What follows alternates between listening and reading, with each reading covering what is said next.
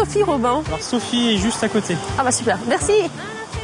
Bonjour. Bonjour. Bon, on va les laisser pour pas effrayer les poissons. Vous allez me raconter, Sophie, si vous aimez la pêche déjà.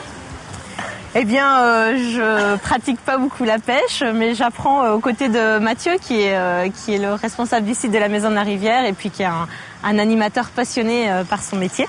L'idée, c'était justement d'initier les enfants, mais aussi les parents, les jeunes papas qui aujourd'hui ne savent pas toujours pêcher. Souvent, c'est les grands-pères maintenant qui apprennent à pêcher. Les jeunes papas ne savent pas, donc ils avaient envie d'accompagner leurs enfants.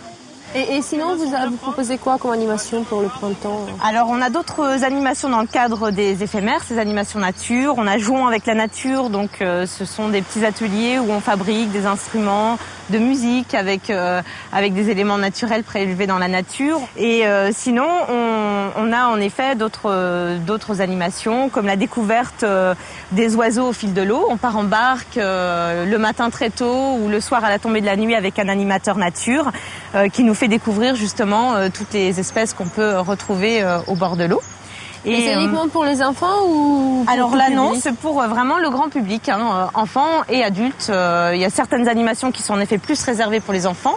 C'est le cas de l'atelier Jeux et jouer avec la nature. Oui. Et puis d'autres comme l'oiseau au fil de l'eau où là, bien sûr, ça s'adresse à toute la famille.